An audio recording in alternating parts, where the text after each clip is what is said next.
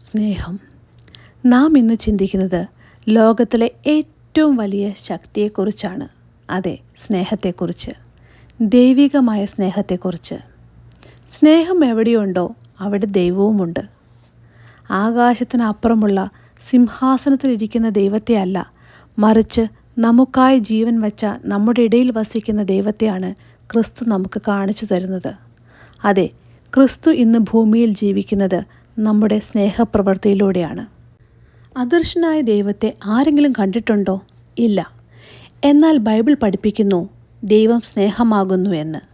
1 യോഹന്നാൻ 4:16 പറയുന്നു, ദൈവം സ്നേഹമാകുന്നു, സ്നേഹത്തിൽ വസിക്കുന്നവൻ ദൈവത്തിലും ദൈവം അവനിലും വസിക്കുന്നുവെന്ന്.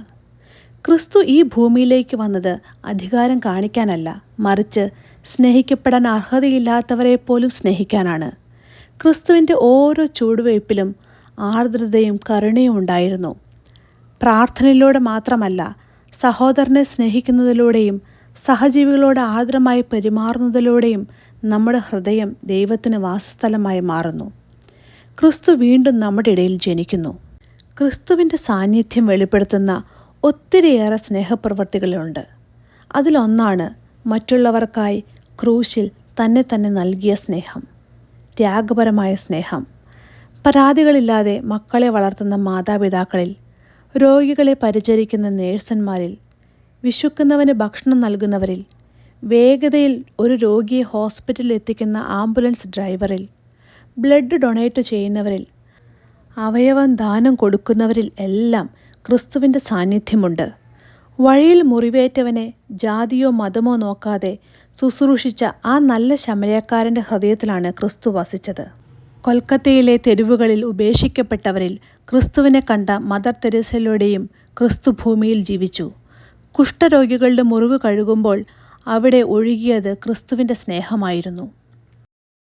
പ്രിയമുള്ളവരെ, ഇന്ന് ലോകം ക്രിസ്തുവിനെ കാണാൻ ആഗ്രഹിക്കുന്നത് മതപ്രസംഗങ്ങളിലൂടെയോ പള്ളികളിലോ വേദപുസ്തക താളുകളിലൂടെയോ മാത്രമല്ല, നമ്മുടെ ജീവിതത്തിൽ കൂടെയാണ്. നമ്മുടെ വാക്കുകൾ മറ്റുള്ളവർക്ക് ആശ്വാസമാകുന്നുണ്ടോ? നമ്മുടെ കൈകൾ പാവപ്പെട്ടവനെ സഹായിക്കുന്നുണ്ടോ?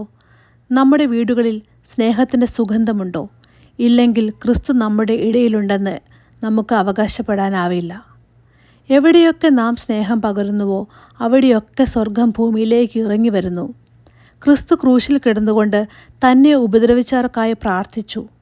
ആ ക്ഷമയുടെ നിമിഷത്തിലാണ് ദൈവികത വെളിപ്പെട്ടത്. ശത്രുവിനോട് ക്ഷമിക്കുവാൻ കഴിയുന്ന ഒരു ഹൃദയത്തിൽ ക്രിസ്തു സജീവമായി ജീവിക്കുന്നു. ഒരു നിമിഷം നമുക്ക് നമ്മുടെ കണ്ണുകളെ അടയ്ക്കാം, തലകളെ വണങ്ങാം. സ്നേഹപിതാവായ ദൈവമേ, അങ്ങയുടെ നിസ്സീമ സ്നേഹത്തിനായി ഞങ്ങൾ നന്ദി പറയുന്നു. അദൃശ്യനായ അങ്ങയെ ദൃശ്യനാക്കുവാൻ സ്നേഹമെന്ന മാധ്യമം ഞങ്ങൾക്ക് നൽകിയതിനായി അങ്ങയെ സ്തുതിക്കുന്നു. അങ്ങയെപ്പോലെ സ്നേഹിക്കുവാനുള്ള കൃപ ഞങ്ങൾക്ക് നൽകണമേ. ഞങ്ങളുടെ വാക്കുകളിലും പ്രവൃത്തിയിലും ക്രിസ്തുവിൻ്റെ ആർദ്രത നിറയ്ക്കണമേ.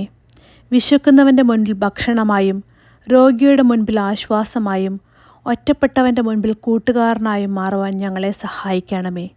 ഞങ്ങളിലൂടെ മറ്റുള്ളവർ അങ്ങയെ കാണുവാൻ സഹായിക്കണമേ. ഞങ്ങളുടെ ഹൃദയങ്ങളെ സ്നേഹത്തിൻ്റെ ഉറവിടമാക്കണമേ. ലോകത്തിൻ്റെ വേദനകളിൽ പങ്കുചേരുവാനും ക്രിസ്തുവിൻ്റെ സ്നേഹം പകർന്നു നൽകുവാനും ഞങ്ങളെ അനുഗ്രഹിക്കണമേ. ഞങ്ങളുടെ കർത്താവായ ഈശോ മിശിഹ വഴി ഞങ്ങൾ സമർപ്പിക്കുന്ന ഈ പ്രാർത്ഥന കേൾക്കണമേ. ആമേൻ.